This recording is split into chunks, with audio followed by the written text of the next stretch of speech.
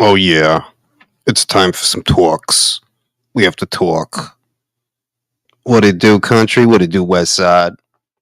We got a fun little fight yesterday with Lomachenko and Kambosos, and I said it in the live, and I said it in the recap that I can't trash George Kambosos in good conscience, even if he does have his limitations as a fighter. You really can't trash him because he didn't avoid anybody. The fights that he took on, while some of them he lost, he lost to Devin Haney 2 times in lopsided fashion, and he lost to Vasyl Lomachenko yesterday. He was stopped in the first time, for the first time in his career. You can't really kick a guy like that when he's down because at least he took those fights on in an era where you practically have to beg American fighters to take fights on. You have to beg them, you know?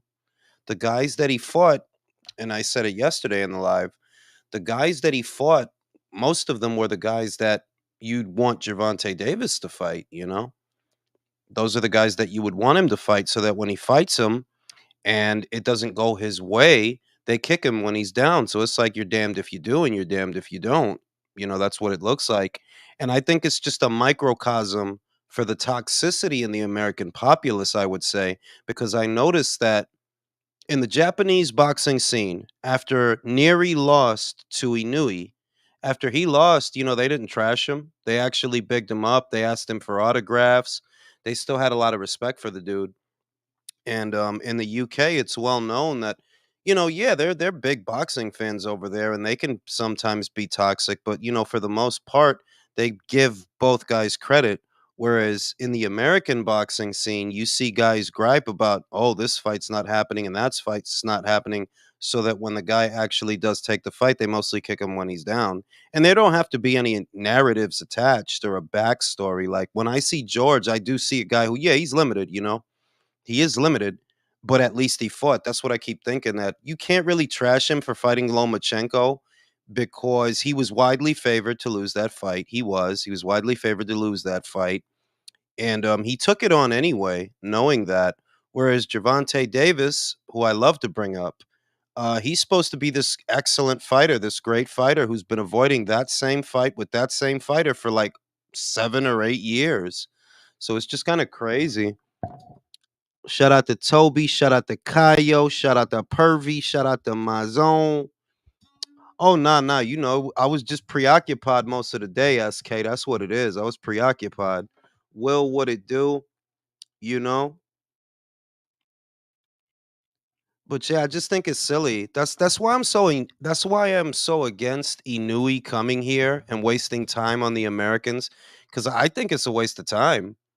If it gets to a point where a gimmick like a Ryan Garcia is more popular than established fighters, that tells you that something is wrong with the general populace and the consensus of boxing fans. If you see that a dork and a hack and a phony like Ryan can achieve more popularity due to what can only be described as trolling, because it's like a giant troll on the American boxing community. When a guy like that can have a bigger following than, say, a Crawford, for example, you got to ask yourself, what the hell is wrong with them? What's going on over there? That it's like you don't actually want the guys who want the fights and win the fights. You just want the gossip and the drama, but you don't actually want the fights. You know. And we'll see how it pans out for him because he's enjoying his 15 minutes of fame. Personally, I don't really think it's going to last because he's just not good enough for it to last. So we'll see how that pans out for him. But yeah, George, he got knocked out the way I said he wouldn't get knocked out. He got knocked out. I don't really hold that against him. At least he had the fight, which is more than we can say for Gervonta. It's crazy that when Canelo Alvarez has a fight and he wins, the first thing that certain members of the boxing community like to do is pull out the Mayweather footage. And Canelo was 23 years old when he fought Floyd Mayweather. He was 23. And coincidentally, that's the same age that Gervonta Davis was when he started ducking Vasyl Lomachenko. Country, what it do? You know? And yeah, so how is it that it's okay for Floyd to say that Gervonta Davis was too young for Vasyl Lomachenko at 23, but Canelo wasn't too young for Floyd at 23? It's 100% hypocrisy, man. For real. Honestly, it's like if they don't have a double standard, they have no standard. That's what I see. That it's like, wait a minute, wait a minute, wait a minute. At 23 years old, Floyd's excuse for Javante to not fight a dude that had less fights than he had at the time. Because remember, Vasyl Lomachenko never really had a lot of fights. He never had a whole lot of fights. And I remember that he was 23, 2017. He was 23 years old when all that ducking started, and I'm like, wait a minute, how we supposed to be high off you beating a 23-year-old Canelo? If you say that Canelo was young and green, you know that there are guys that get upset. But I'm like, hold up, that's why Floyd said Javante shouldn't fight Lomachenko. So It's which one whatever is it? fits their it's whatever fits their narrative at the moment, Jules. That's what it is. If it's convenient and it fits their narrative, they go with it. If it's not, then they're not gonna. Shout out to Joel who says Americans won't pay and just wait for him to fail. Yeah, because the weird thing about Lomachenko is he's treated. I notice in this boxing scene, and specifically this one, because it's not like that in the UK, it's not like that in Australia or Japan. I would say that specifically in this American boxing scene, Vasyl Lomachenko in some ways is a polarizing figure, but for what? For what exactly? Because he wanted to fight Javante. That seems to be it. That because he wanted to fight Javante, and because his promoter promoted him. Because the first thing they like to bring up about Vasyl Lomachenko is that Bob was saying this and that. Well, that's his promoter, dog. What do you expect? You know that he's saying the exact same thing about Inoue right now. Inoue's the greatest thing I ever saw since Marvin Wow. Hagler. Literally. And you know that a couple of years ago he said that about Vasyl Lomachenko is the greatest thing I ever saw since Marvin Hagler. Like, bro, he's a promoter.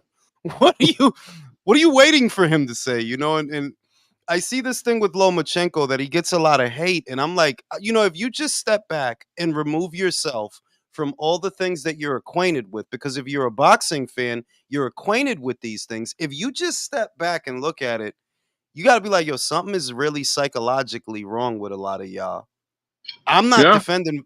I'm not defending Vasyl Lomachenko like, oh, you just love. No, no, I'm saying that, yeah, something wrong with you. Because the only thing I see that he did that made people angry is that he wanted to fight Javante. That's it. That the boxer wanted to box another boxer at his weight. What a tragedy, man. What? It's a Greek tragedy, country. It's a tragedy. Shout out to Domo.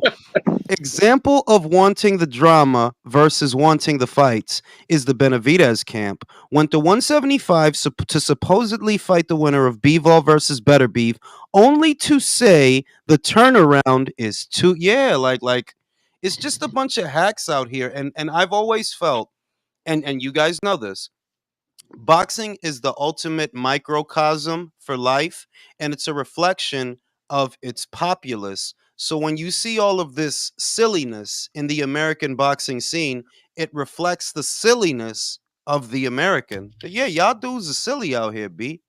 Javante is a whole pussy. I don't even like using words like that to describe a professional fighter. But look, man, he just do a lot of pussy shit. I don't give a shit.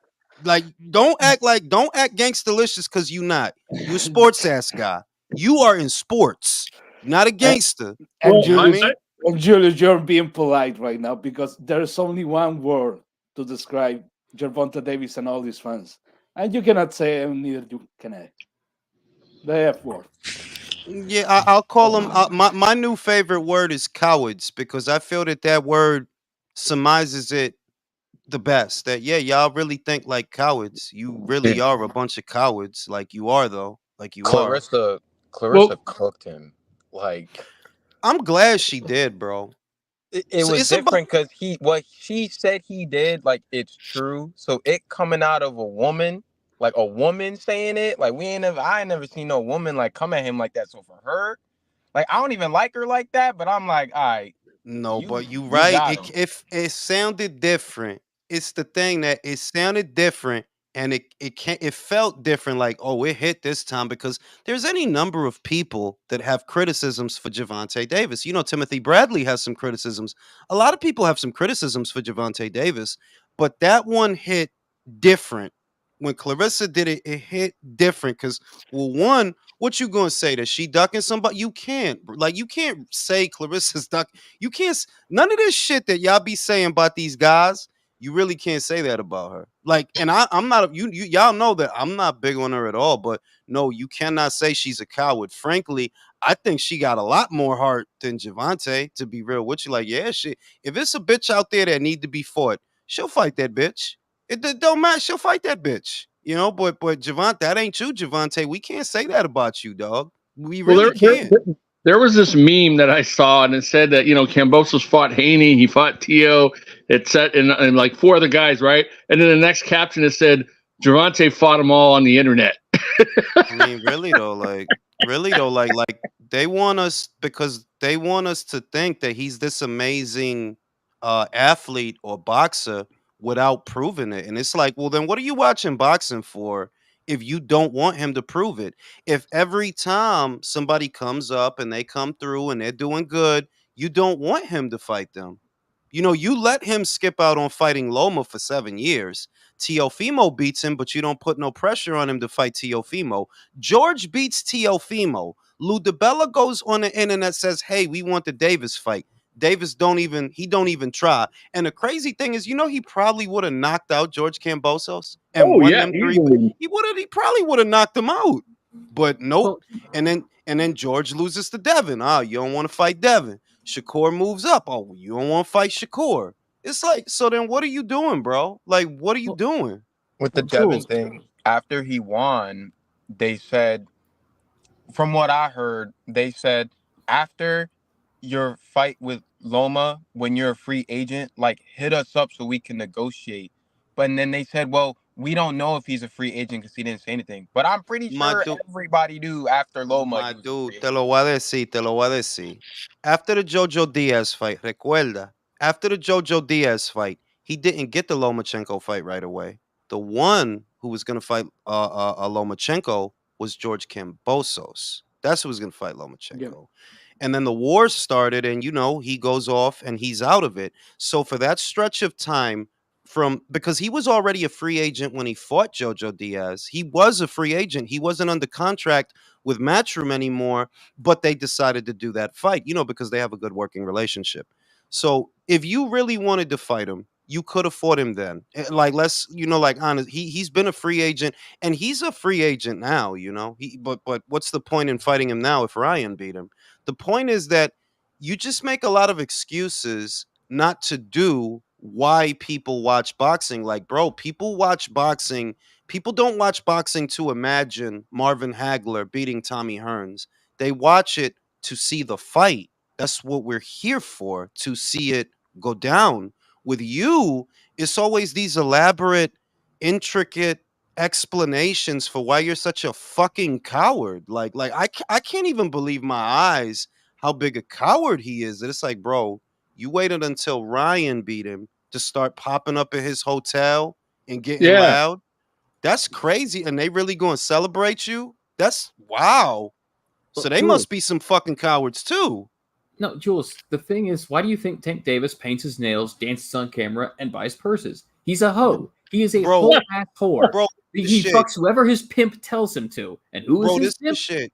He could stick as many dildos up his ass as he desires, because his orientation and letting Broner fuck him in his ass is his own business. Like, at the end of the day, either you could fight or you can't fight, because it's clear both of y'all got sugar in your gas tank. That's for real, like, on some real shit though.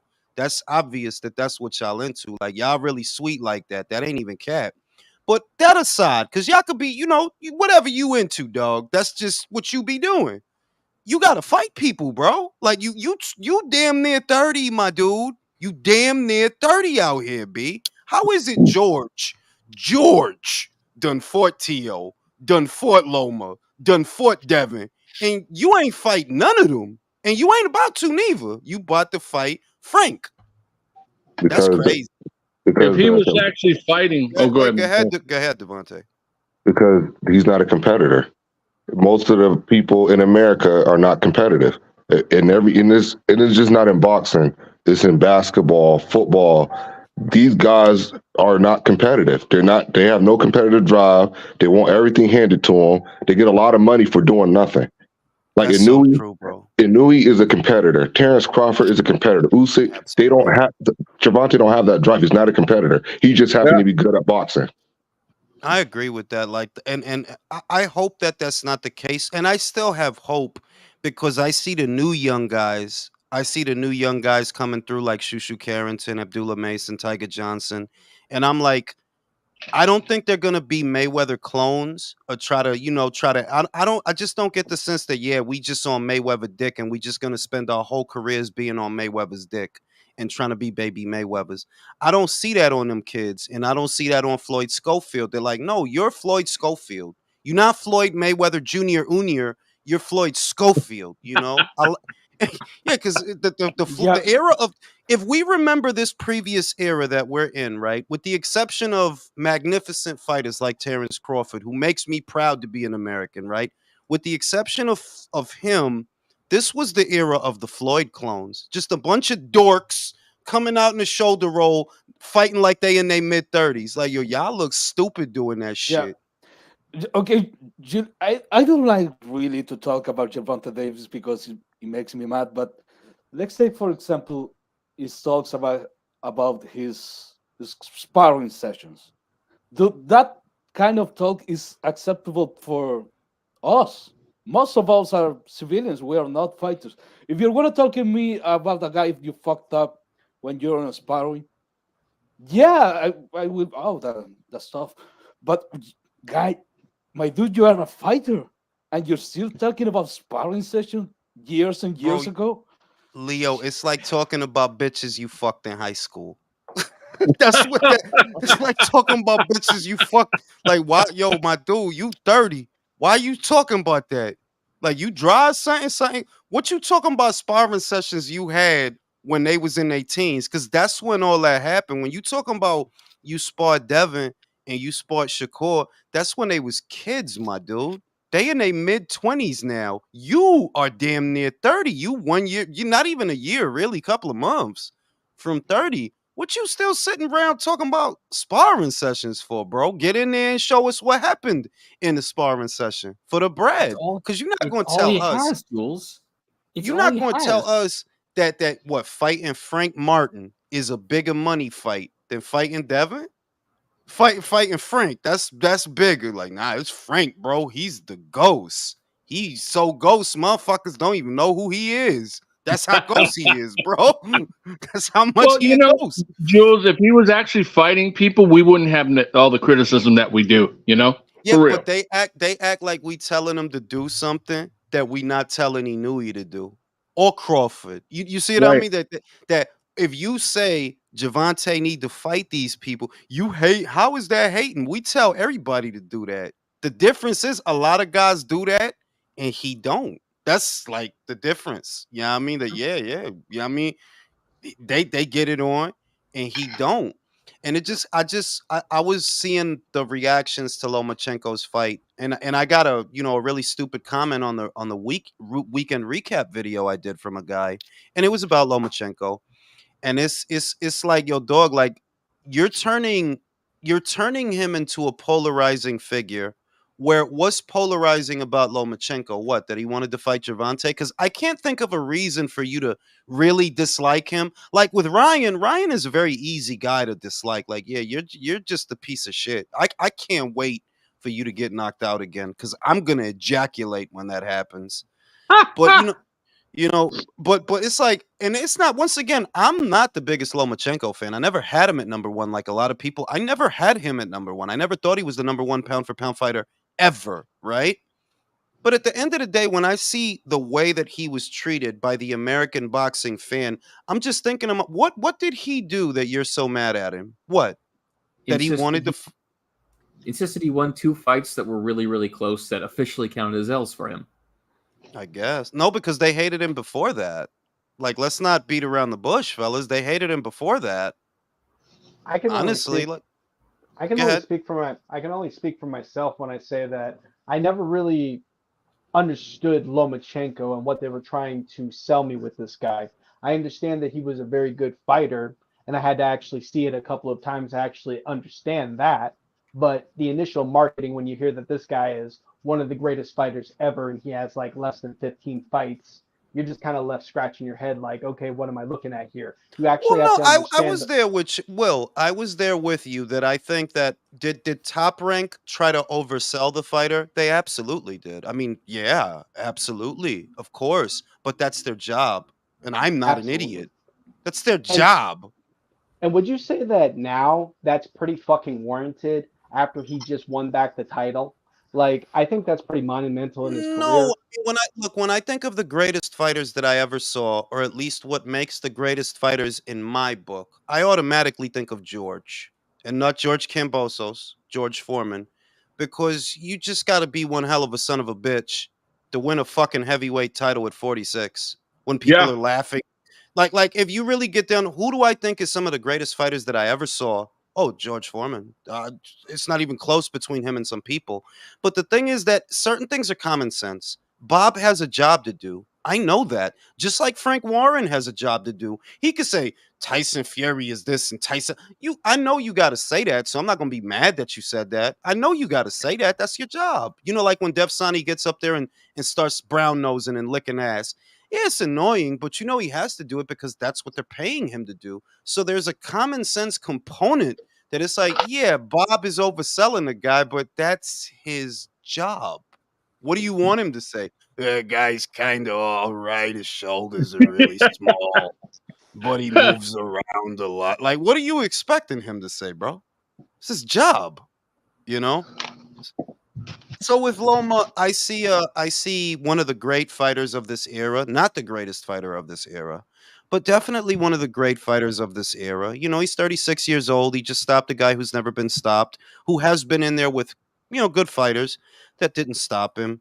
And I don't think of Lomachenko as being obviously this era's greatest fighter, far from it. But is he a great fighter? Oh yeah, he's a great fighter, man. He's a great fighter because if he weren't, how'd he win 2 gold medals? If he weren't a great fighter, how would he have been a champion at 3 weights? And a champion at 3 weights by beating champions, not like what Broner did. Broner is the vacant title champion, bro. Yeah, he was a champion at 4 weights by fighting absolutely no one. And then when he started fighting people, he started losing. That's Yep. what happened, you know? Not just beating Maybe- champions, going on a string of making them quit on their stool. Yeah. Like that's what A- that's Ask impressive. Marcos Maidana about Adrian Broner. Yeah, I mean, I just see a hate, and it's not exclusive to Lomachenko because Terrence Crawford was on the end of it. Inoue is currently on the end of it. In some ways, Usyk is on the end of it. That the guys that don't make fools of themselves and don't, they just don't make a circus of it. They get the job done. These no nonsense characters that are, in fact, excellent fighters, some of the most accomplished in the sport today. They just don't do it for the Americans because the American seems to want a reflection of themselves. And what is today's American? A clown. A fucking blue-haired clown. I That's was that's what just it about looked to like. ask. I was But just Red about nose, to ask. confused the whole bit. But just to be fair, though, I I have to say the American media doesn't do the sport any favors, and I sometimes that might seem a little extreme. But when you got Chris Algieri saying that Terrence Crawford is the greatest fighter who ever lived, if he goes up and wins a title 154, that's a bit Yeah, extreme. That's that fucking is. extreme. And well, I love Terrence, man, because it's like, yo, my dude, relax. Yeah. Relax. We Relax. spent so long, and by we I mean they, undervaluing Terrence Crawford and overvaluing the car wreck drunk. That now that what's happened has happened, we're now just like going overboard. Like, dude, Yeah. calm down. And y'all know I'm Terrence Crawford fanboy. Like that's my dude. I love Terrence Crawford, but I would not say that going up there and beating Madrimov makes you greater than Sugar Ray Robinson. No, I would not say that. I would not say that. When I think of the greatest fighters that ever lived, I honestly the one that comes to mind the most is George because you guys ain't going to be out here 46 years old winning titles. You're not. You're not. It don't go down. It don't go down. I don't think there was a fixture for me. Y'all know I love my Mike Tyson. I grew up in the Tyson era. I love him to death. But when I really think about who the greatest fighters are, George is always on the list. Like, yeah, you have to put him there. He was a Don't forget, monster hey, when he Jules, was. don't forget Archie Moore. Yeah, you got to put Archie in there, the mongoose. But the point is that these fighters today just and I'm not going to accuse Terrence of that, but I do think the media gives it away a little bit too easily. I do like just like what Will said. They're like, bro, I mean not Will, Jason. That bro, it's cool if Terrence can become a champion at 4 weights. That is cool, but relax. It's Madrimov. Relax. You know. This was actually a lot harder to do before than it is now. This was actually a lot harder to do. But, Terrence aside, because Terrence is a victim of the politics, and that's just the truth. If those guys at 147 would have fought him years ago, he would have moved up years ago. That's the truth. That a part of the reason I feel like we were robbed of what could have been the most dominant champion. That's why I'm a big fan of him, because I don't have a doubt in my mind that he would have knocked out Keith Thurman. Oh yeah, he would have knocked him out. He would have knocked out Danny Garcia, absolutely. And if he would have got those fights on the schedule that they should have happened, if they weren't avoiding him, which they did, he probably would have moved up to 154 years ago, man. Probably became a champion up there years ago. It's unfortunate that it's just now happening at 36 years old, because I don't think he has that much more left to give the sport at that age, whereas these things could have happened sooner. And that he's not a star, that he's not as popular as a Ryan Garcia. It's like, yo, I'm sorry, the American boxing scene is a fucking joke. It Well, has to be. well, he You would were have. I think he would have been if, like you said, the fights happen on schedule. Then he goes to 154, and then there's that Jermell Charlo fight right there. Jermell Charlo fight, that'll be a big sell. And then he moves up to 160. He's got the size for it, and lo and behold, there's Jermall Charlo. Before both those guys were outed as clowns. There's a lot of ways it could have broke down to where he could have been that Roy Jones Jr. He could. I really think that if these things would have went down when he was younger, he wins those fights, bro. I don't even want to hit. Yeah, he wins those fights, bro. He does. And when you see where boxing is now, and then you see, oh, they want Inoue to come to America for what, bro? Y'all don't like boxing. Y'all don't like boxing. Y'all like shade room shit. Y'all like Twitter beef. That's what y'all like. Twitter beef. You get all worked up when Gervonta arguing with somebody. Just not when it's time to fight him, but y'all love seeing him argue though. Oh, he showed up at the hotel. He was talking to Devin. Oh shit. It's They always just a want to side. see Inoue. They just want to see Inoue lose. That's all. That's their big thing. They want him to lose so they can call him a hype job and all the rest because they can't stand the guy's success. I mean, it's No, that simple. It's always A side, A side, A side, but then Inouye, who's the clear A side. No, you gotta make concessions in a way. Let me read these two super chats. Joel said, Jules, PBC model 30 is due new step up age. Word, right? Joel said, boxing promoters have to take a page from the UFC. You want your full purse, go out there and perform. Fuck it. Extra punching the brown out of. Hey, Steve, what it do, man? What it do, Steve? We're trashing Americans. I love to trash Americans. Jules, can you hear me? I can hear you, bro. How you doing, fellas? Just thought I'd drop in. It's been a while. How's everyone going here tonight? Well, we're What's up, trashing the Steve? American. We're trashing. I'm taking a special day on this Mother's Day to trash all the idiotic American boxing fans that aren't worth a damn, but spend all day online pretending they spend money on boxing. I love. I love doing that, Steve. Yeah, I I love mean, it. look, American fans are getting the American boxers that they deserve. I just look at some of the behavior, some of the stuff that I've seen.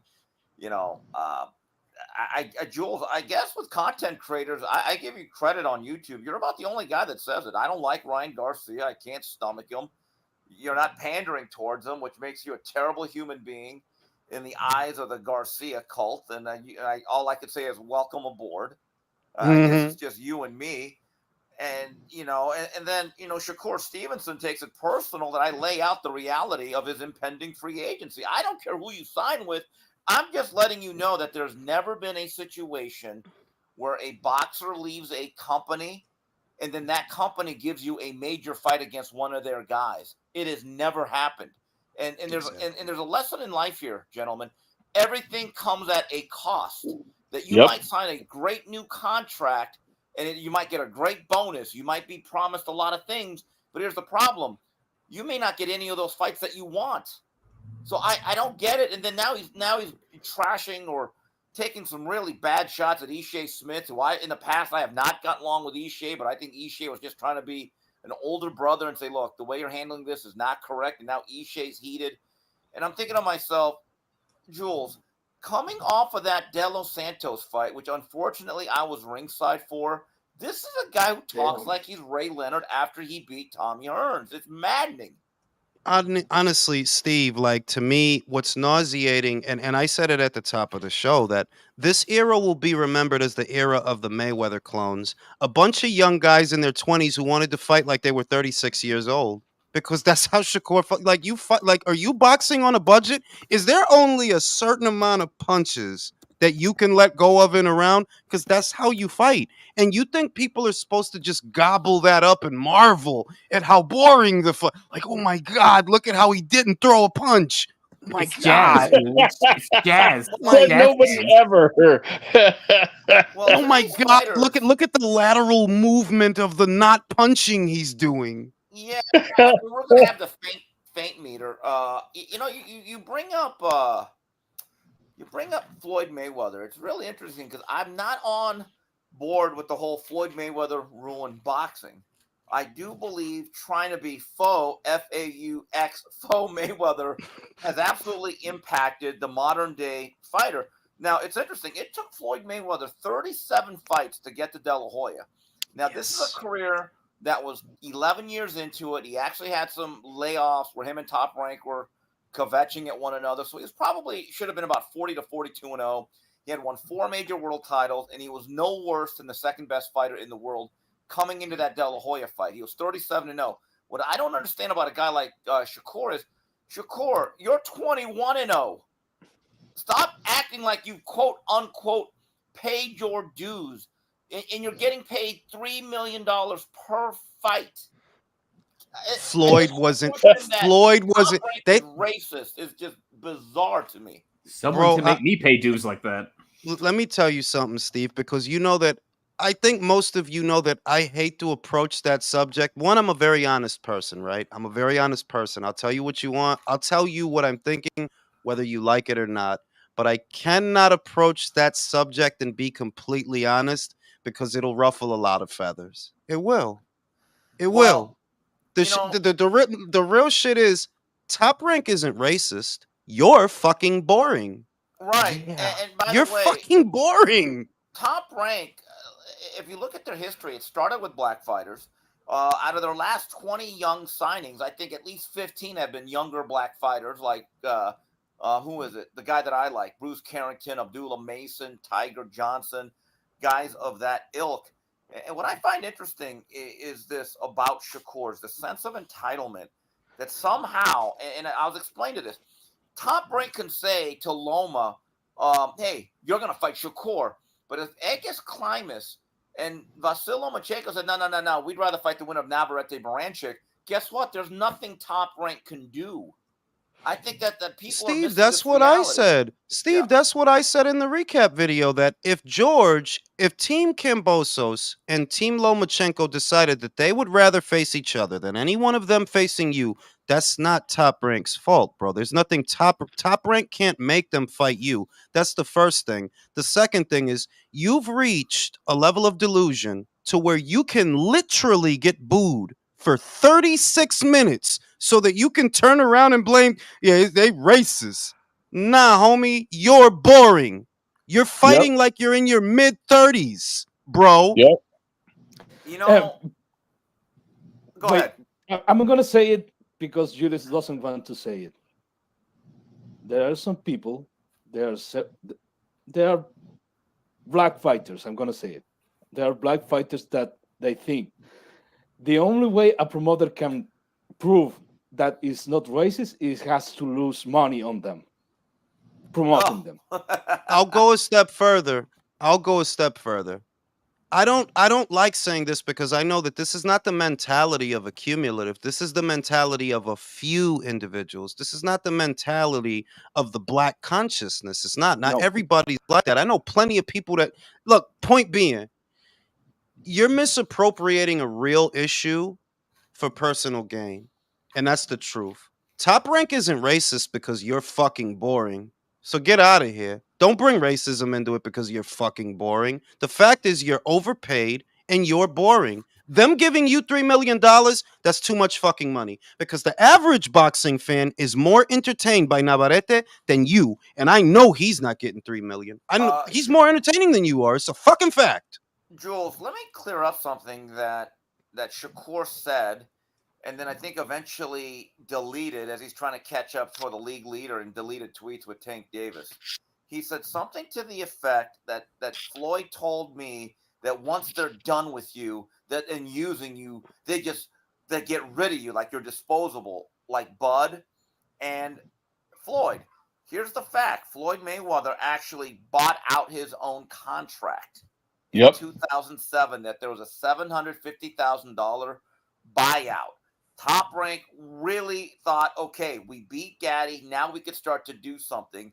And that's when him and Al Heyman and Kerry Davis engineered this escape. That's the game.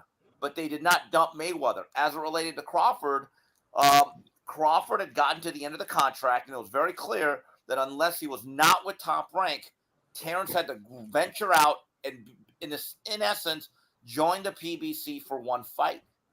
So I don't understand this whole notion of they dump you and they use you and they throw you Because in the it's trash. the because you have to see who's telling the story. They tell the Floyd Mayweather story as if he was Orphan Annie or something. You know, like they had him sleeping outside in a cardboard box.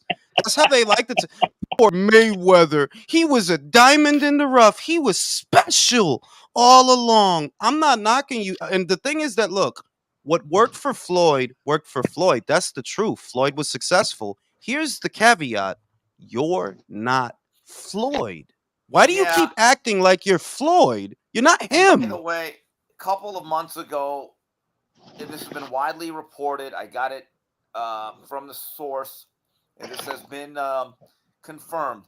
Top Rank offered him a multi-fight contract that would have seen him make at least $18 million the next 3 years. Now that's the minimum, because remember, under the auspices of the last Crawford contract, 5 of the 6 fights, Terrence Crawford got above the 3.5 minimum amount, and it accumulated, or it topped off with a $6 million payday against Sean Porter, which ended up being his last fight. But here's the thing, and I know this, I believe that there's a steep division within that building at Top Rank. I think half the people are saying, we don't even want to do July 6th. They're saying, you know what? If you want to be free now. That's. But I think they should release him. I think they should. You know what I think, Steve. Look, there were a couple of fighters at Matchroom that, and it's blown up in their face. It has completely blown up in their face that they thought the grass was going to be greener on the other side. One of them is a female fighter that fought yesterday. Oh, now you're complaining about anti-doping testing. You know who spends a lot of money on anti-doping testing? Matchroom. And they wouldn't have shipped you out to Australia to fight the Australian. No, they wouldn't have did that. That's one, Nina Hughes. The other is Lawrence Okoli, who we all know is a fucking pleasure to watch, like a Lawrence Okoli fight. Oh my God, I gotta see it. He fought so hard to get away from Matchroom, and they was like, you know what? Go, bro. Go do your thing. I honestly think, Top Rank, don't waste that money on him. Give Navarrete that money. Why? Yeah. I'm sorry, but look, I really believe in Shakur. Like, I do think he has the skills to be better than what he's showing. But you're too big of a prima donna. You really are. It is so much easier to get Navarrete to do something, and he's probably doing it for half of what it costs to get you to do something. Guys, do you remember when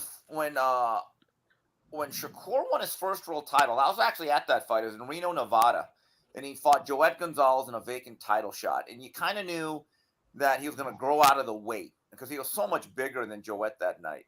But he looked really good. And I remember when Josh Warrington had one of the other belts, and they offered him a shot to unify in England. And I'm thinking, oh my God, that guy's built to order. And it would have been $1 million payday. And he acted like it was beneath them. And I'm thinking to myself, what other fighter in their 13th, 14th pro fight gets a shot to unify and make some money, but looks down upon it? And I'm thinking to myself, Shakur, there comes a point where you can't get everything you want. You have to fight for it. And that's where Shakur loses me. He's a very skilled, gifted guy. But even now, he's fighting a guy for $3 million at home who lost his last fight on Showbox. Does that sound like oppression to you, gentlemen? Seriously. No, No. no. Honestly, that's why I keep saying that a real issue is being misappropriated because these guys are prima donnas. Look, if you want to be political, get into politics. What you're experiencing is not oppression. It's not racism. You're boring. That's just reality. Yes, you're boring. Did you watch the 36 minutes of people booing you? Do you think that's good? Do you think that's good for Top Rank? Do you think that's good for you? That I mean, like you literally got booed for 36 minutes. And don't say, oh, that's this and that, Brody. When Crawford get out there, he does not get booed for 36 minutes. Like, no, it don't happen, bro. So don't say it's about this. Nah, when he fight, people are engaged. So maybe you need to take more pages out of Crawford's book, right? As far as how he fights, not what he said, how he fights. What's working for him, and stop trying to be Baby Floyd. Because I noticed that a lot of the youth, or at least a lot of the youth in the previous crop of American fighters coming through, y'all got this obsession with Floyd. None of y'all are going to be Floyd. Devin, you ain't going to be Floyd. So you better figure something out. You know, Shakur, you're not Floyd, Shakur. No. You know, people forget, Jules, I was there when he first won his title. It was at the Hilton, October of 1998. Floyd looked spectacular in beating Gennaro Chicanito Hernandez, a fighter Beat the shit out of Gennaro, bro. Or a guy that should be in the Hall of Fame, right? He makes a strong argument. 2.5 months later, he fought Angel Manfredi. It was a different breed. You ask any of these young fighters at the 12-round level to fight in 8 to 10 weeks after just having a fight, they'd look at you like you have 3 heads. Yeah, you're not right. Honestly, like, hold on, let me say this. Floyd, when he was 25, Shakur, Devin, he didn't fight like you guys. You guys fight like you're geriatric, and you're in your 20s. Go look at what Floyd looked like at your age. Go look, because I'm sorry, you're literally emulating an old man. You look like old men, just scared to let a punch go. Let me move around. Let me circle the ring a little more. I was there when he dismantled Diego Corrales. It's one of the 3 best performances I've ever seen from ringside. Go look at emulate that Floyd. And you know what the truth is? You can't. You know why? Because you're not Floyd. Right. Yeah, he was levels above those guys at the same age. He was way ahead of them. I mean, there's no comparison. Well, nobody wants. Go ahead, villain. Nobody wants to be pretty boy Floyd, where you have to actually earn your keep to become the guy who can command what Money May did. I mean, they all want to skip the Money May, which is really disappointing. I'm really disappointed in Shakur because Shakur has all the fundamentals as a great boxing. He's a likable guy. But, in my opinion, from watching his career and kind of how Top Rank has moved him, they've been very patient. They treated him well. And now he's going to have a position where if he re-signed with Top Rank, he would have the best opportunity to gain belts and to grow his brand. And here he is acting like a toddler right before he gets paid $3 million to fight a guy that nobody knows who he is. They oppressed me by giving me $3 million to get booed for 36 minutes. I could have watched an episode of Law and Order instead of watching you get booed for 36 minutes. You understand that? I'll get booed for 36 minutes if you give me $3 million. Shit, no problem. Oppress me. Top Rank needs to oppress me, bro. If I could go out there and get $3 million for putting on a stinker in a shit show and getting booed, sign me up for the oppression. Hell yeah. Fuck that. I'll take it. Excuse me, the reality is this. Inoue wakes us up at 4 o'clock in the morning Pacific time. Shakur Stevenson puts us to bed at 8 p.m. That's a good one. Oof. That's a good one, Steve. I like that. Yeah. And the sense of entitlement, I go back to this, that look, he's a 3-division champion. And if this company was really racist, they would not have sacrificed Oscar Valdez, who's one of the more popular Mexican fighters, not named Saul Canelo Alvarez. Yes. I think they went into that fight knowing that both of their matchmakers, who rarely miss, Brad Goodman and Bruce Trampler, they all knew Shakur should win this fight, and this has to be a launching pad. But when Shakur and his people, every time you bring up, want to fight a third time or be a little extra active, all they ever say is, regardless of the opponent, well, we can't go backwards on the money. Why not? Because I've said this for a while, and I've written this, and I've tweeted it, and me and Shakur had some interesting discussions about this on Twitter, that if you want to get to where you go sometimes, it actually means taking a step or two backwards financially in terms of the picture. It's the truth. Yes. Look. The truth is, if and this is offensive. I know there are gonna people that don't like the sound of what I'm about to say. You guys at Top Rank would have been better off investing more in Oscar than Shakur. Oscar sells tickets. They love him in Arizona. That's reality. Fucking reality. Fight, and it's the truth. But here's the thing.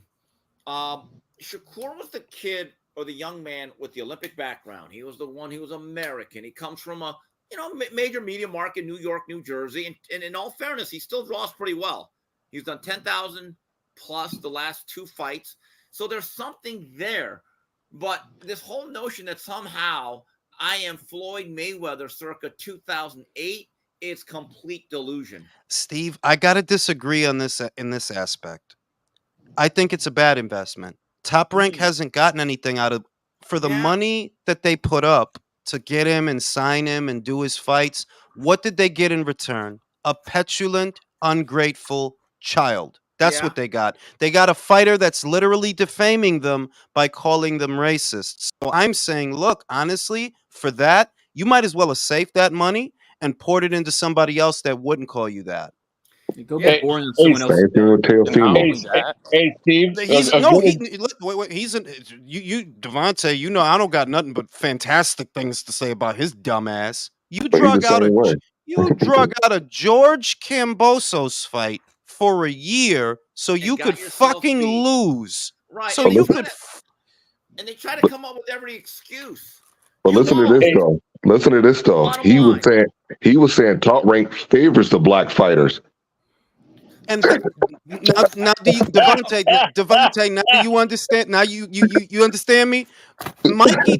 Mikey Garcia thought they didn't like Mexican fighters. Apparently, Teofimo thinks they don't like Honduran fighters. Shakur thinks they don't like black. It's like, no, dog. It's that y'all all too big in the britches. That's what it really is.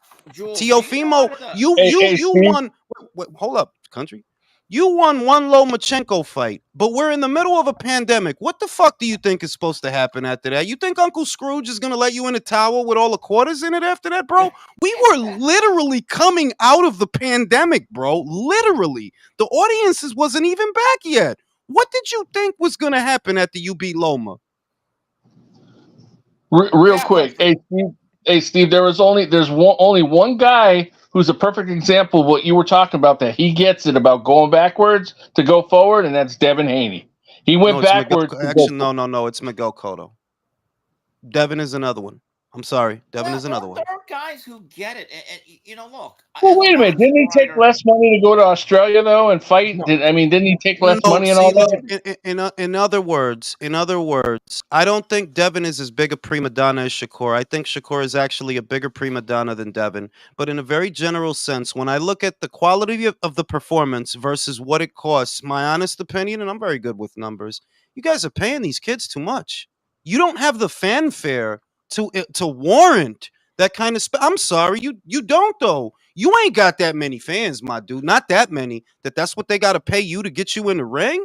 No. Well, wait about that. If this was 2018, when the Zone and Eddie Hearn had an open checkbook, and guys like Tevin Farmer and Danny Roman and Demetrius Andre were getting exorbitant deals, this would have been a perfect time for Shakur Stevenson. The reality is now things have closed up a little bit. It is more or less a buyer's market, or at least much more than it was in 2018. Steve, I'm going to be honest with you. I don't think Teofimo, Shakur Stevenson, or Devin Haney should get more than $1 million a purse. Looking at the commercial value of them, you dudes is not in that Julio Iglesias place. Like, nah, you're not, bro. You're not David Hasselhoff in Germany in the 80s. You're not. You don't have fans like that. You need Yeah, customers. I'm not talking about teenagers with 5 Twitter accounts on Twitter. I'm talking about people who make money and spend money on boxing. yeah. Y'all don't have it like that. You Julius, don't. there's actually Like, one fighter that I know that go backwards in the money, and he fought yesterday. Lomachenko has Yeah. been known for giving Yes, he part has. of his You're part of his absolutely right. purchases in And in order to secure the fucking fights because the guys are being difficult with the money. That's true. for me that And he's that's actually it. taken on in title fights. He's gone to England to fight Luke Campbell, and Yep. then he went to Australia. Some of the derision that Loma gets is just baffling to me. It really Well, is. if I really get down into it, if I get into it, which it makes me uncomfortable, but God forbid there's a white guy who can box. I'm Yeah. sorry, but that's what it is. Like, and Steve, I never thought he was pound for pound #1. I never thought that. I'm like, yo, Bob is really like, yo, you really hamming it up. He's the greatest thing I ever saw. Like, bro, Well, relax, bro. Jules, can I tell you something? When I was at UCN Live about 6-7 years ago, I used to do this panel show with Mike Montero, Doug Fisher, and there'd be some other people. And I used to bring it up. I go, are we really going to anoint a guy that has 9 fights as #1 pound for pound? It didn't make sense. And as much as I like Loma, I said, guys, I have a general rule. You've got to at least have had 20 fights, in my view. Yeah. And look, I think there's an argument that 2 of those 3 losses have an asterisk. Orlando Yeah. Salido didn't make weight. I thought he beat Devin Haney. Teofimo, I thought beat him clean. There's no controversy to me. But I just don't know if a guy that could be 9-0 Steve, short of fighting 8 guys. I'll in the put it pound for to you pound another list way. could be I'll #1 put on it my to you list. another way. Reverse the Salido loss to a win. Reverse the Devin Haney loss to a win. Give him those. Let the Teofimo loss stay there, right? Your resume still isn't better than Inouye's. It No, it's not. literally isn't. It literally isn't. Your And resume isn't better than Crawford's. I'm sorry. No, it's not. I'm sorry. Roman it's Rocky not. Martinez, Jorge Linares, Jose Pedrad. This is better than Crawford's resume. No, it's not. I'm It's sorry. not. Look, Crawford and Inoue, they are Starsky and Hutch. Those are the 2 baddest motherfuckers in the game. I have so much Easily. admiration because Easily. of their discipline, their focus, the commitment to the craft, their continued evolution. And keep this in mind, guys, about Inoue. I don't think I've ever seen this. Out of right now, coming into last week, I know the ring ratings may have changed. That guy has 3 victories at 122 of the top 5 guys in Ring Magazine.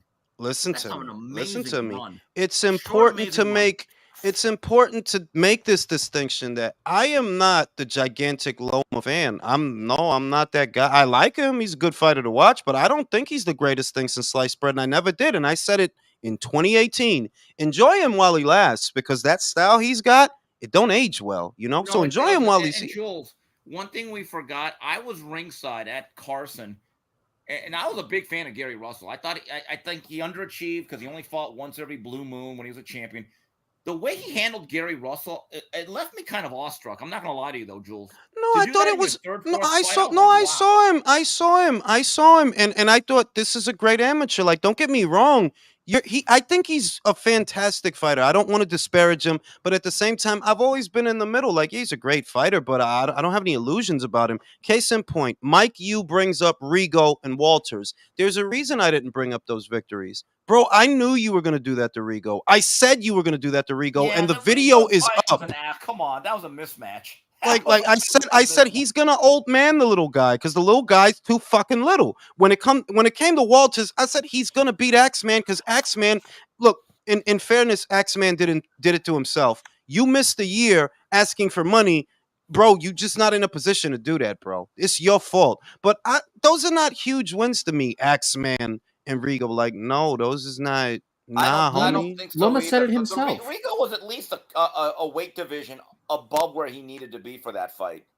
Yeah, Loma said it himself in that fight. He said when people try to give him credit, he was like, "Nah, man, he's old and little. Like, quit making me embarrassed." Now that we've made that distinction, I can say wholeheartedly because I'm not that huge Lomachenko. I'm not. No, I'm a Terrence Crawford fan. That's my guy, and he knew he right. But I can say that. Look, the reason they hate this Loma person is because he's a white guy. That's what it is. Oh, I don't think there's I'm any saying. doubt that. Look, I think you know where I know Inoue's a great fighter and he's made it. There's already been PED allegations. There was allegations of illegal gloves, and now there's the coming to America. He needs to do that, even though he's done that 3 times already. It's amazing that Inoue's actually fought in Glasgow. By the way, he's actually traveled. He's fought in Las Vegas 2 times. Las Vegas 2 times. Carson, California, and Glasgow all combined is more traveling than your average American fighter makes or does. Right. And you know what's funny? Yeah. Now, Steve, don't you just love it how it's always A side, I'm the A side, you have to cave to me. But the second Inoue becomes the undisputed A side, oh, you got to make concessions. You do. Yeah. Well, there's an old saying that I have as I get my Thomas Sowell on. The standards and expectations that you have for people, that's what you really think of them. Yeah. This is actually the greatest testament that you can give to Inoue is the standards that the pedestal that they put him on. Because they don't ask this of any other fighter.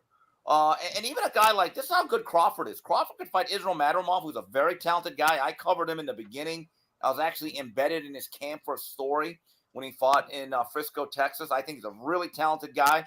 He's fighting the number 3 guy in his first fight at 154, and his detractors think it's a bad fight. Again, that's the standard he set.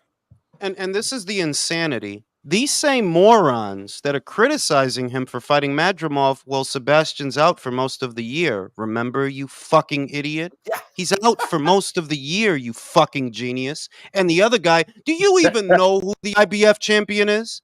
Do you know who he is? Do you think Bakram Murtazaliev is better than Madrimov? So my thing is this. The polarization that he knew he gets and the polarization that Lomachenko gets, right? I'm just going to say that it's a reflection of the American populace and their mindset in the era that we're now. You know, that you look down on Inoue for being Japanese. Just fucking say it because that's what the fuck it is. You look down on him for being a foreigner.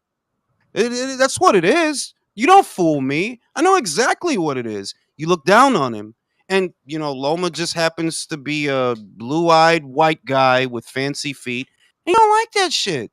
You don't like it. It's white guy boxing. Because you want to be able to say, you want to pretend that we're in the Cooney versus Holmes era. The great white, it's dead for that, bro. It been dead for that.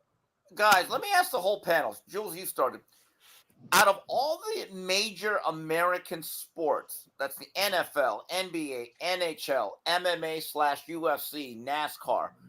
Just give me let's go down the line. Where would you rank boxing right now in 2024? Jules, let's start with you and go down your panel.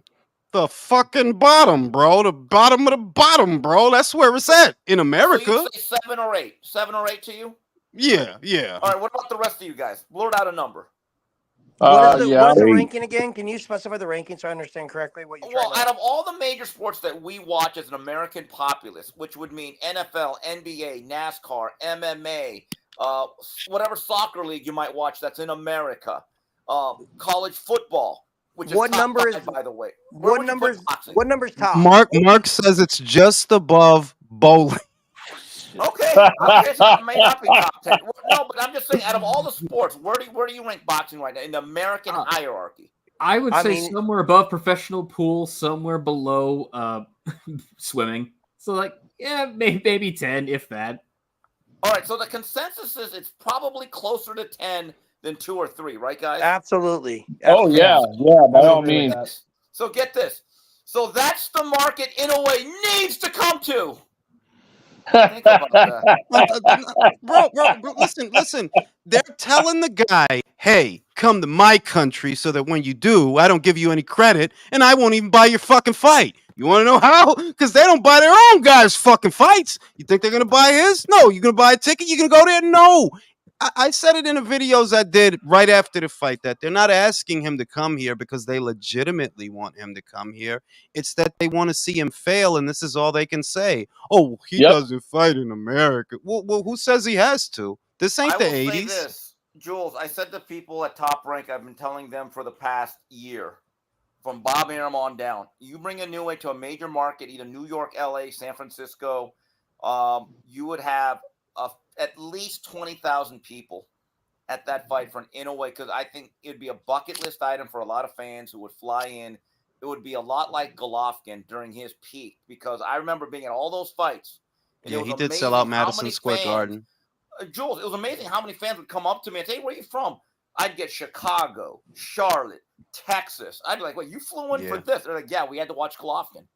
He has that And it was buzz for right Lemieux, now. Steve. He sold out the Yes. Garden with Lemieux and his bad haircut. I ain't gonna lie though. That was I don't think it was the greatest win. I just really liked watching his hair flop around Yeah. whenever Golovkin threw a I thought that jab. was as sharp as Golovkin looked, and probably the absolute peak. That's what Doug Fisher says. And I watched that fight, and his speed that night with that front side jab was amazing.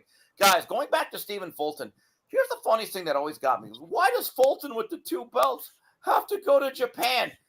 Okay, so you want him to go to Pennsylvania. You want to have this fight at whatever the version of the Spectrum or Blue Horizon is, right? You know, Fulton has not fought in the state of Pennsylvania since 2017.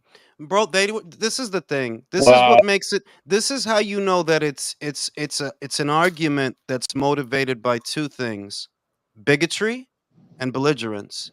You guys don't support Stephen Fulton. Stephen Fulton said that. He says he doesn't feel supported in his own city. He said the most promotion I ever got was for the Inoue fight. These is his words. So this pseudo love, and I've done several videos about this. These guys will pretend to support a fighter they do not otherwise support just so that they can tear down another. It's Rigo all over again, because you know, Steve, Rigo was never popular in his entire life, but you had whole boxing groups pretending to love Rigo so they could shade Loma. He's going to break the jaw. It's called a bad faith argument. And I still remember when Rigo fought Agbeko in New Jersey.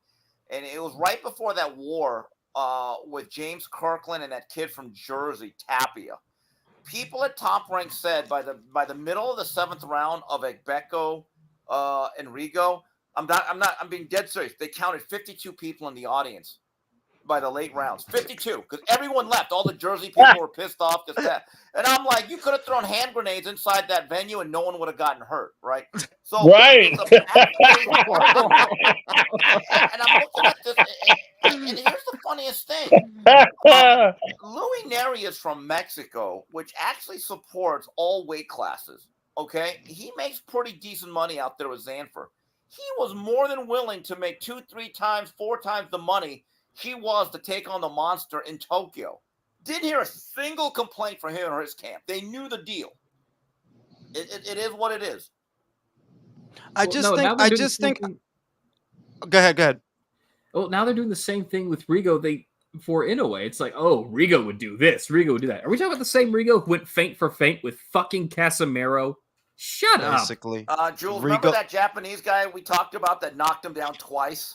Amagasa. Oh my god. Okay. Bro, the thing is, hold on. The thing is that these are not what I look at this as, right? These are not boxing fans. We could have a debate about the NBA. We could have a debate about the MLB or the NFL or the NHL, and points are going to be made, and they're going to be made focused on the sport. What these guys are saying about the boxers and the boxing actually has nothing to do with the boxers and the boxing. Because if you've been watching Rigo, there's no way on this planet that we're on, in this solar system, that you really believe Rigo wins that fight. There is not have you been watching Rigo, and that's how I know you haven't been watching Rigo, bro. Didn't Rigo's last boxing performance that we all cared about, didn't he run the Boston Marathon against Casemiro? He got kicked off of Showtime for that bullshit. He got kicked. That's what that got him. You got kicked off of Showtime for that bullshit. You and Casemiro got kicked off of Showtime for that bullshit. So don't tell. So don't bring up Rigo because I heard it on the boxing voice. Guy brings up. I'm like, yo, see, you can't. You're not serious. You gotta be joking, or you're not talking about boxing. Because if we talk about boxing and you've been watching Rigo, why would you think Rigo gonna beat this guy? Are you on drugs? You gotta be on drugs, bro. You gotta be on drugs. There's no way, bro. Yo, Jules, one question. Who is the highest selling lower weight fighter? Is that Tank Inoue. Davis? No, I'm talking Inoue. about here in America. Not in Oh, Italy. Tank. Yeah, I would say Who at 130 is the biggest seller? Valdez? Valdez. Valdez, Out of all of yes. them, it's easily Valdez.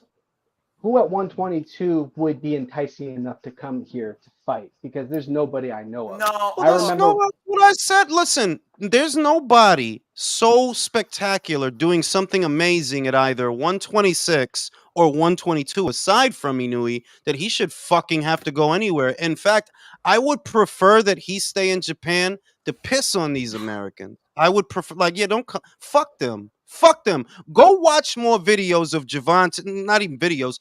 Go watch more Twitter battles between Ryan and George and Ryan and Spence and Spence, just because that's what you like. You like the girl shit and arguing shit. You don't like the fighting shit. The motherfuckers that do all the fighting, those is all the motherfuckers you don't like. You don't like Crawford. You don't like Inoue. You don't like Usyk. You like the talkative cats. Jules, let me point this out. If Inoue does make one last farewell performance in America, okay, it will not be about the opponent because look, it's either going to be a Sam Goodman, someone of that sort, and it'll be about, hey, this is your one last shot to mark this off the bucket list. They're going to really promote it well. It'd be a live event in the U.S., which I think would please ESPN because it wouldn't be an early morning event in the Far East. And the bottom line is this, and this is what I would love about it, and this is the way I'm going to frame it. Inoue didn't need to come to the U.S. He blessed the U.S. Because I will tell you this, I'll make a prediction. If it actually happens, Inoue will actually do a real gate without a casino that'll rival any other non-casino show in America for that year. If you look at the metrics, if you go to the Top Rank Instagram page, guys, his highlights have millions of views on Instagram, and it was geo-blocked in Japan. And if you ever go on YouTube, Jules, and I've sent you videos, when you go on YouTube, put Inoue highlights, there are videos of that content creators that have done a great job of putting up highlights with their own narration that have millions of views or 750,000. Inoue makes me proud to be Japanese, bro. Just saying a lot because I'm actually Dominican. But when he's fighting, I'm fucking Japanese, bro. All the fucking way. And I listen, I don't want him to come here, Steve. No, because I'm like, no. This guy's been a champion at 4 weights. He knocks everybody out. He's a 2-time undisputed champion. You don't bend the knee to these fucking pricks. Of course, you could come here and fight a Sam Goodman, but for what? For who? For these motherfuckers. Suck dick and die. You don't get Inoue, motherfucker. You better go watch some other shit. I don't care what you want. Watch some other shit. His people over there love him. That's where he should be. In a nurturing environment. That's where he should be. I've heard more and more fans tell me on Twitter that if they can't get Inoue in America, they're going to make the trip to Japan. It has become a thing. I've actually suggested to Top Rank that I would team up with the travel agents, if there's such a thing anymore, and put together packages. Because I feel as though I'm probably running out of opportunities to see this great fighter at his peak. And I want to be there for it. Because I got to see him against Antonio Nieves on the Superfly show. And back then, he was just a really talented young champion. And then during the pandemic, I didn't go to those other shows against the Filipino and then Maloney. Das Marinas and Maloney. I think it was in the bubble. I think it was Maloney in the bubble. Right, it was Maloney. It was October 31st. It was my last night at ESPN. I still had to cover it. And I remember thinking to myself, man, this guy's really an elite fighter. And I just look, I'm with you, Jules. I don't argue Crawford or Inoue. My view is let's just appreciate both of them. I don't like when the other fans start disparaging the other guy. And I'm thinking, wait a minute, we're lucky to have these two guys. That's what I'm saying. I don't want to find myself in situations where I'm disparaging Crawford because I know that he has the opportunity, especially now, to usurp it from Inoue. Now the Turkey Al Sheikh is behind him and they're doing things. So it's a fun thing if you're a boxing fan that, hey, in 2 fights, Crawford, he might get the number 1. He might take it from Inoue in 1 fight or 2 fights. You never know. And it's a great time to be a boxing fan. Whereas these guys want to toxify it. Steve, that's why I like the lighter weights. Right now, Japan owns 118. And I don't have to have any stupid conversations with any stupid Americans because they don't watch it, which is what I like. Yeah, don't watch it. I don't want you talking to me about shit. I'm going to watch that just like Cruiserweight was when they had the World Boxing Super Series. I was so happy these casual bozos don't watch Cruiserweight because I get to enjoy it. I don't got to argue about it. I get to enjoy it. Without you toxic, just focus on the same shit that y'all be focusing on, okay? What purse Gervonta is going to buy for the gala at the Met? What purse? What Sherlin? What Ming? Just focus on that shit. What porno is Ryan going to be in? Because I know that's y'all don't like boxing. Y'all like everything but boxing. Y'all like all the shit around the periphery of the boxing. I'm sorry to tell you, Steve, but there's going to be a new pound for pound king come Saturday. Oh yeah, you right about that. Well, You right about that. Gets into the mix. It's the If he beats Fury, and I think he's going to stop Fury. If he stops Fury and beats Fury, he's definitely pound for pound number 1. I'm going to tell you something, Steve. I'm gonna put it on the barometer. I am less confident Usyk beats Fury than I was Crawford would beat Spence, but I'm still more confident than I was that he knew he would beat Fulton. I'm in the middle. Yeah, you know. I'm in the middle. Way, I'm on the record in the Ring Magazine panel. I am picking Usyk. I've got Usyk too. I've got Usyk too, but I would say that Crawford versus Spence for me, and you guys know this, it was a foregone conclusion. It wasn't intrigue, and I said it many times. I want to see the fight for Sunday morning. I already know who's going to win. I already know. Whereas Inoue Fulton, yeah, I need to see this. I need to see this because it's a new weight. Fulton's a bigger guy, defensive specialist. We know he's durable because he went the distance with Brandon Figueroa. That was more of a, okay, I need to see this. So I would say Usyk and Fury is in between that. It's in between Crawford and Spence and Inoue and Fulton. That everything I look for is there. They're like, Fury, you've been abusing your body with drugs and alcohol for a very long time now. You just had a fitness camp, not a fight camp. You had a fitness camp. Everybody's in awe of the cosmetics of it, that, oh, you can see his pecs now. They're not titties, they're pecs. It's like, yeah, but like, and I'm just thinking, like, I see a lot of things. I see it when I imagine the fight. I just see Usyk getting him. I see that, like, yeah, I think he's gonna get him. Oh, too many red flags for me. I think Usyk's gonna get him. The beauty of it is that won't be the end of Fury, because Fury's not American. He's not subject to American bullshit. Fury can go in there on Saturday, lose that fight to Usyk, come back and fight AJ, and still be in a mega fight, because those Brits they're gonna watch it. They're gonna eat it up. That's reality, which is why I love them. Fuck fucking unbeaten record, bro. Fuck that shit. That shit needs to go away. Like, yeah, man, I'd rather good fighters fight and have imperfect records than the shit that y'all promoting.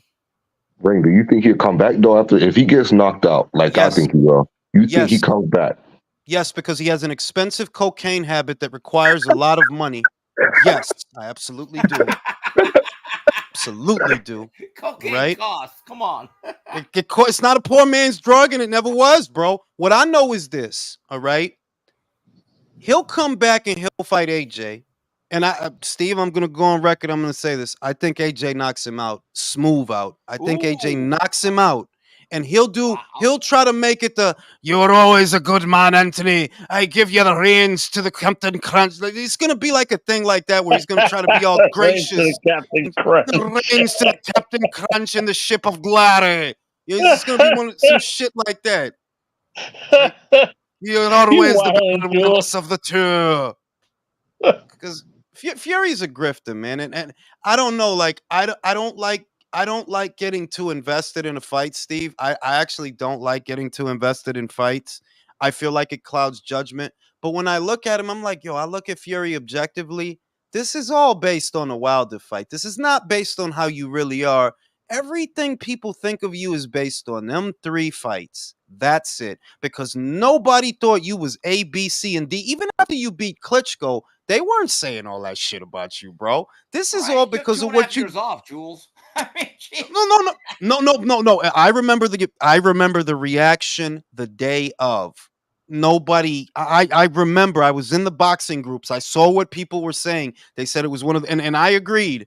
It was by and large one of the worst heavyweight title fights I ever saw in my life. Like, what is this shit?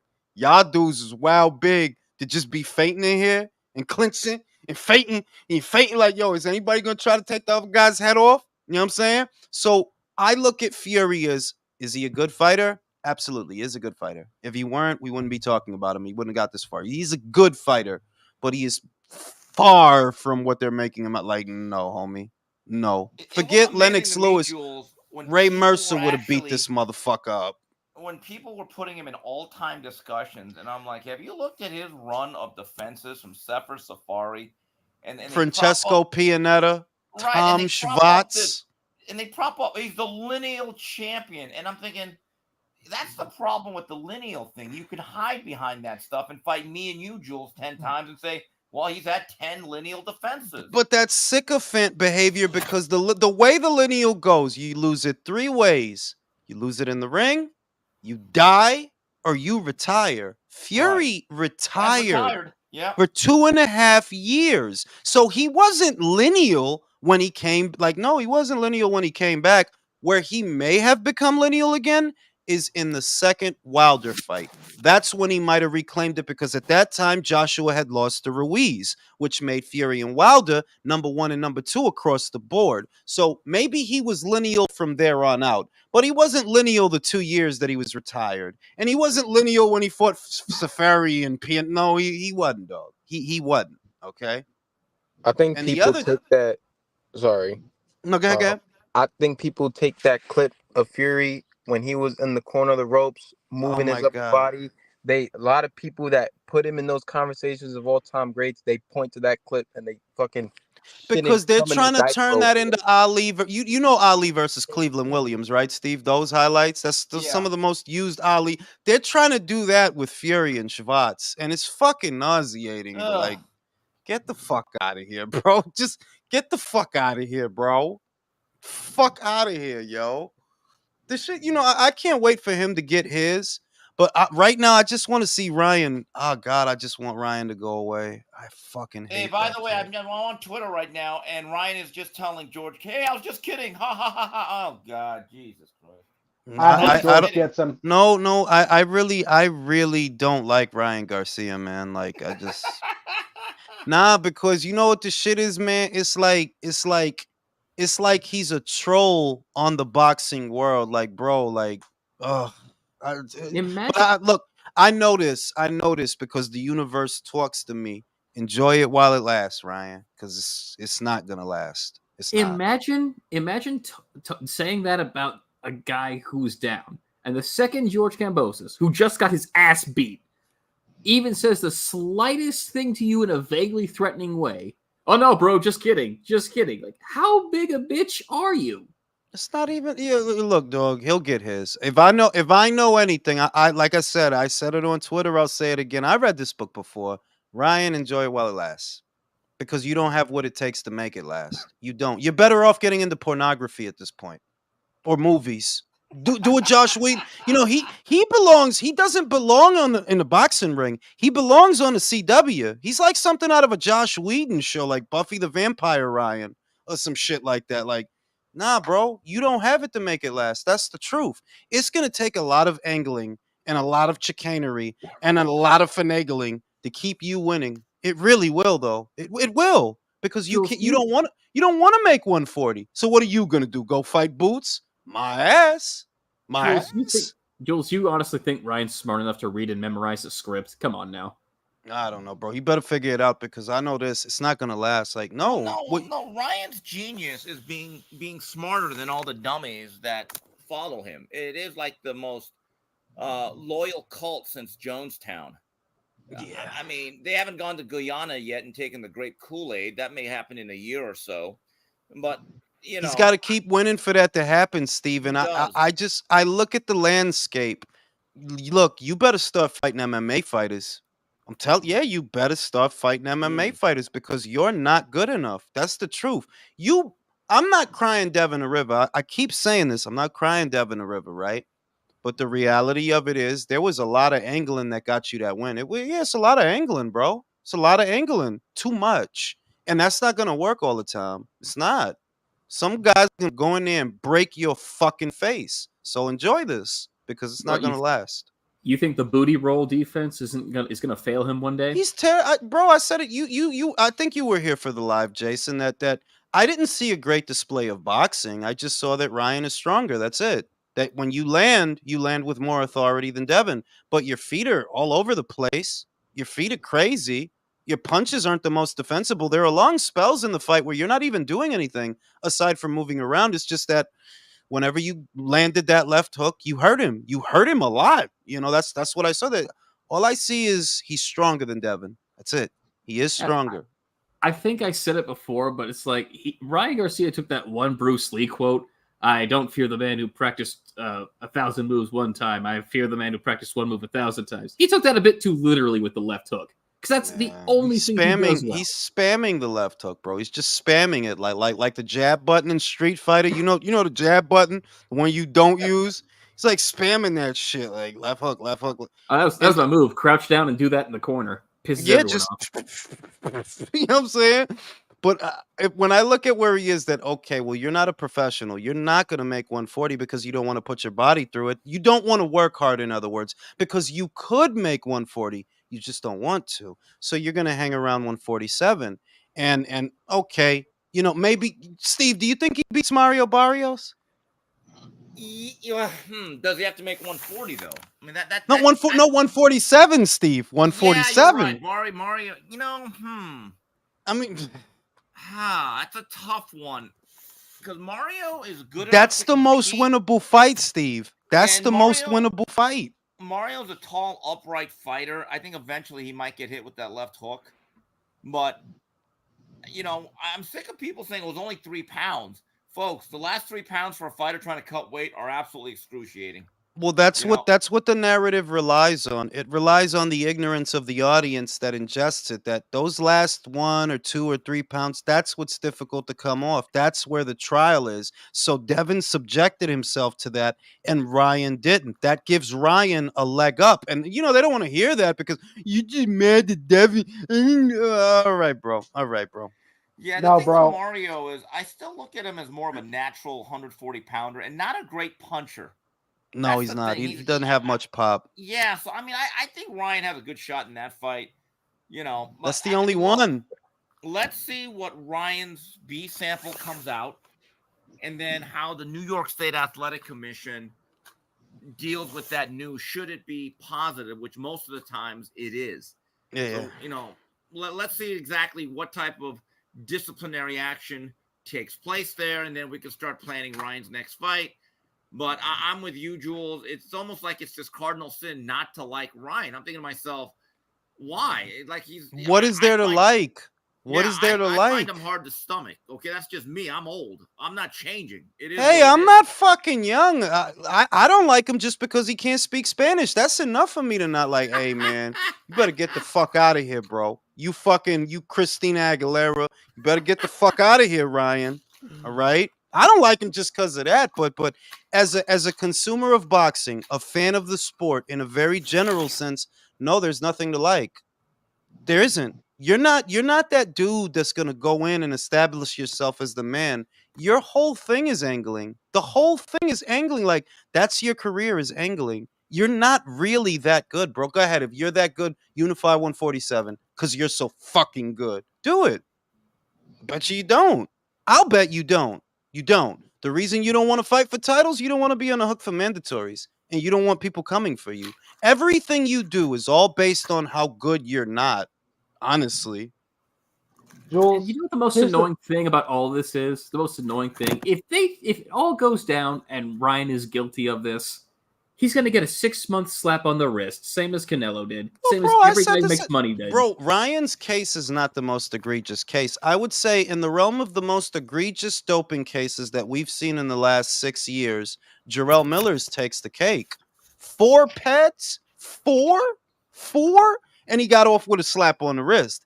If they didn't nail him to the wall, and remember, guys, that was New York. That was supposed to be the Joshua fight in New York. They didn't nail him to the wall. If they didn't nail him to the wall, they're not gonna nail Ryan to the wall just because there's something in his piss. They're not. It's the truth. To be honest with you, those Jules, I'm not expecting it. But at the same time, if it does come out that he's guilty, there's some people who are never going to forget the fact that this guy ducked Devin Haney twice and had to be drunk and high for months to the ring. Shit, with Devin. Ryan. Say what you want. Ryan's fucking with your signal, man. It's going in and out. Say what you want, but that kid is a fucking coward, bro. Like, history's not going to forget how he ducked him. Bro, he ducked him twice. But he's already convinced. He's already convinced a sizable portion of some community, not the boxing community, perhaps, but some fucking community, that the Democrats are after him, the lizard people are after him, the elites, and Klaus Schwab is after him. Jules, the Illuminati's after him, bro. Everyone's trying to punch him in the brown. Can I point out one thing though, Jules? It wasn't the Democrats and it wasn't the Illuminati who was after him when he dropped out of the Fortuna fight. It was over, what was it? Mental illness. Health. Yeah. I mean, I pointed that out the other day. So that means that when you dropped out of the Jojo Diaz fight, I think that was in 2021, you were bullshitting. You don't have a and I know I'm so much smarter than your average fucking human. Most of the human species is full of morons. Bro, what? You're going out there and you have a legitimate mental illness, but you're still getting cleared to fight simultaneously? So what the fuck have you been diagnosed with, bro? Jules, I made this point on 3 Knockdown Rule, and I never bought into the fact that Ryan was going crazy. I just said this is what he is. But I said, if you are a mental health advocate, like him and his mother have stated, that we're going to fight for this cause, we care about everybody, and mental health is so serious, I said, is it appropriate to mock your own mental health in the name of promoting a fight? And people got angry about it, and I'm thinking, wait a minute. Either we take this issue seriously or you're not. He doesn't listen, bro. He doesn't have a mental, dude, you're not schizophrenic. You're not bipolar. You're not manic. You don't hear voices. You're just a fucking idiot. Your problem with your brain is that you're a fucking idiot. That's the problem. All right. And it's all going to catch up because it always does. Always, without fail. What he's saying is true, that the Democrats and those type of people is after him. You really think they won't let you get away, bro? Like, you really think they're going to let you do all that? No, it's Alexandra Ocasio, bro. She's been trying to get him in the ring for years, bro. It's AOC, bro. She's been trying to get him in the ring for years for the WBC title, bro. He really convinced people that this is some deep state conspiracy, because he's this critical thinker, and people eating this shit up. Like, wow, you guys are really fucking stupid. Like I said, the same thing about Tio. They seem smart to very dumb people. Yes. It's the Andrew Tate effect, which is funny because Andrew Tate, if you actually look at his career, was a shitty kickboxer.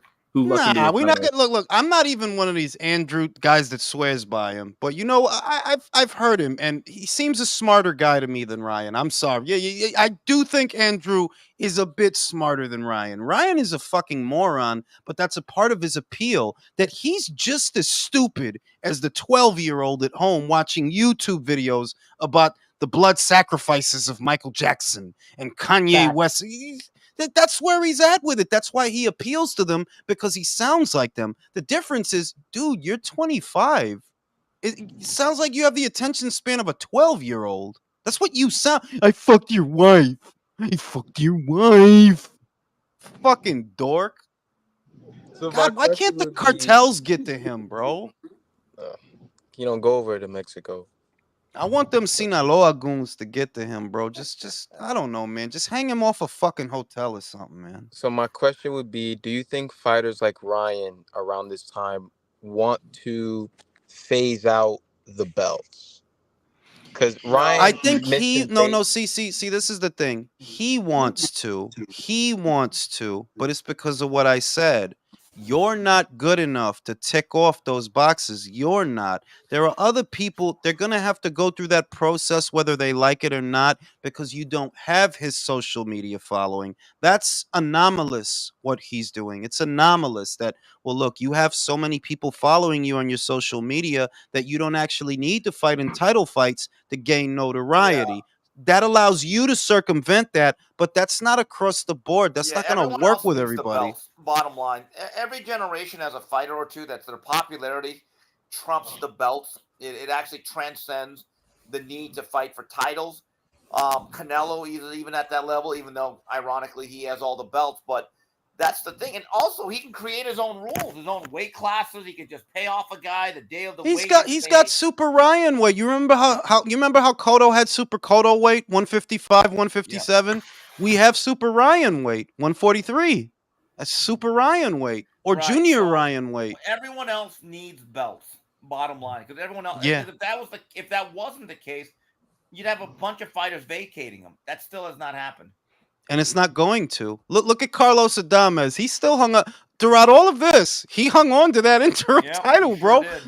Look at David Benavidez. Motherfucker could say whatever he wanted about the sanctioning bodies. You still about to fight for an interim title. You still are. The WBC told you to your face there's no deadline for us to order that fight. You still kept the belt. Like, they told me that. All right, well, you could take this belt, stick it up your ass, Mauricio. I ain't gonna be giving you pieces of my purse for a fight you ain't gonna order, you motherfucker. Can somebody explain to me, in the time I've watched boxing, when I've looked through the history of boxing, just the whole entire scope of boxing, it seems like the thing that had the most merit, and at one point in time, the heavyweight championship of the world was literally the biggest title globally. When have we met or came to an era where people don't care about a championship? I mean, literally, when you follow sports, why do you watch sports? You're going to watch the NHL, you watch for the Stanley Cup, Super Bowl, World Series. But why is it now that we're at a place where boxing, where now fighters and more so fans are more concerned about how much a boxer draws or makes in revenue than how many titles he's won or defended? I'm baffled by it. No, see, I think I can the explain that. only boxing no, because that's not a long-winded explanation. Those are not boxing fans. It's not complicated. So who are we really talking about? People that follow Ryan or people that follow Gervonta? Because that's the two primary factions of fans that talk down belts. Inouye's fans know how important they are. That's why they come out to see him, because he's a two-time undisputed champion in the four-belt era. The same with Crawford. These are all the things that we talk up these fighters with. The same with Usyk, undisputed at cruiserweight, unified ring magazine at heavyweight. Now he's shooting for undisputed this weekend. So it's not like it's this huge movement. It's really just a small group of very loud morons. That's all it is. And they're either Ryan Garcia fans or Gervonta Davis fans. That's really who's doing that. Other than that, they're not sports fans. They're fanboys. That's the long and short of it. Yeah, you know that's not this pandemic. You know, it's like the swine flu. It's no. You're just talking about Gervonta Davis fans and Ryan Garcia fans. Other than that, everybody else is fighting for belts. Everybody else is paying them. Say they are. Canelo Alvarez, all the money he making, he still got all them belts, bro. Still has them. Yeah. I mean, going back to Inoue real quick, and that the whole feud with Neri was about belts, because it was about what happened to Yamanaka. It was because Yamanaka was on the verge of tying the all-time record for title defenses for a Japanese star in title defenses, 13. And then Neri beats him. Turns out he cheated. It was like, oh, fuck you. Yeah. So I mean, I wouldn't worry. Ryan is anomalous. He's anomalous because once again, he has enough social media followers that he can circumvent the usual channels. However, that's exclusive to him. The rest of these guys don't have a following like the one he's got, and they're not going to. You know, they're like, no, you're not. If everybody could have that many people following them, then they would, but they can't, so they don't. You know, so enjoy that while it lasts, because remember, you're relying on a fan base that has the attention span of the common housefly. They love you right now, bro. it won't be long before they're bored. It won't be long. So you better find a way to keep them. You better find a way to keep them hooked on you, because boxing, it's not going to work. You're not good enough. You need to, I don't know, go fight Sean O'Malley, or Conor McGregor. You're better off. Jake Paul. Go fight one of them. Because on this boxing shit, they will put you in there with boots, and you will be a pink mist as soon as he hits you. You'll be a pink plume. A plume. Vaporized in the thin air. Right, hey, bro? fellas, it's been fun. I got to get out of here. Yeah, I'm going to go to sleep, too. It's fucking late. Steve, always a pleasure. All right. See you guys. Have a great week. I'll talk to you guys soon. You guys know I'm gonna go live. I'm gonna go live later on in the week because it's Usyk versus Fury fight week. We got a lot to talk about, but I'll see you on the next one. Undisputed, baby. Undisputed.